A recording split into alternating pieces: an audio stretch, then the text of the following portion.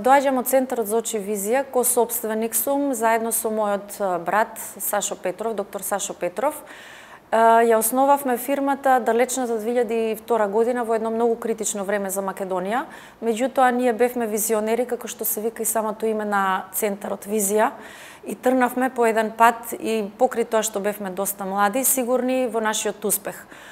Претходно работевме во државна установа во која собравме доволно знаење за да ни даде сигурност во работата и затоа се охрабривме да тргнавме на еден ваков чекор, посебно што нашиот центар за очи тогаш во таа далечна 2002 година беше прв во државава во која почнавме за прв пат да изведуваме хируршки операции на око во приватен сектор.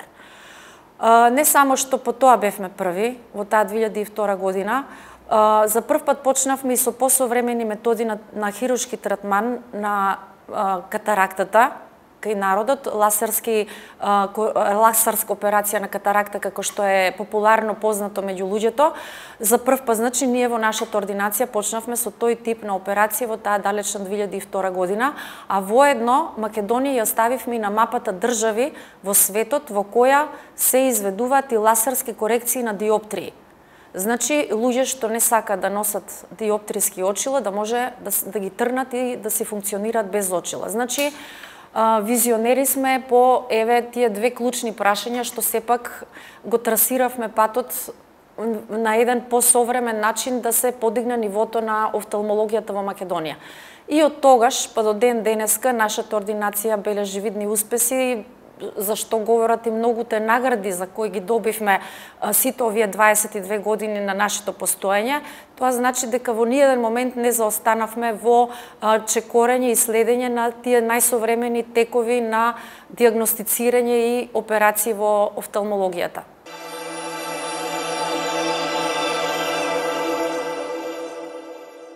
Предностите на женското предприемништво е во тоа што жената, сепак знаеме дека ние на Балканот малку е подценувана во секој поглед, посебно во компании, секогаш како да има по дефолт некое водечко место, ако се бира меѓу маж и жена, секогаш мажот е тој понекако добива на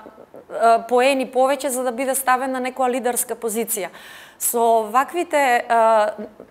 предизвици, како сега што спомнав, да жената се охрабрува да трнува по еден ваков пат, ние докажуваме дека и ние жените сме сепак способни да се носиме со и како озбилни предизвици во еден озбилен сектор, како што спомнувам операции на перде, сепак на око, што е многу чувствителен орган, и со тоа докажуваме дека и ние жените имаме храброст да се носиме со многу поозбилни работи, така да им парираме на машкиот свет,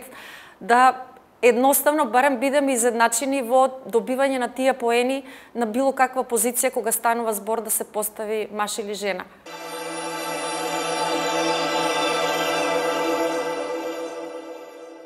Би сакала да пратам еден апел до сите жени што некако се двоумат или се сомневаат во својата самодоверба, да малку бидат похрабри и да само помислат дека жената е привилегирана со самото тоа што дава живот и таа е одговорна за тој живот, повеќе од било кој заради тоа што таа е носителот на животот што преку кој она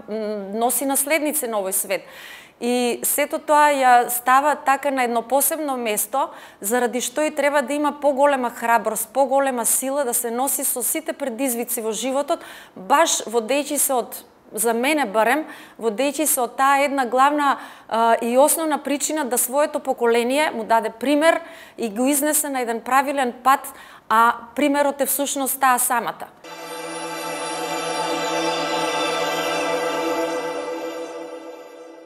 Клучот за успехот секогаш кажувам дека треба да се гледа во спремноста, да се учи, да се работи, да едноставно се бидиш приемчив за целото можно знаење што можеш да го примиш во секој можен момент. Меѓутоа не е само тоа, секако и посветеноста, храброста, дисциплината, одговорноста, сето тоа е некако клуч што може да те доведе на патот на успехот. Секогаш и моја девиза е дај го најдоброто од себе што можеш да го дадиш, а резултатот ќе те награди сам по себе. Не треба да трчеме ние во мислите да ни биде прво материјалниот момент. Меѓутоа, треба да мислиме прво да го дадеме од нас најдоброто што можеме да го дадеме и да бидеме посветени на тоа за што сме се определиле дека е наша животна определба. Резултатот не може да биде ненаграден.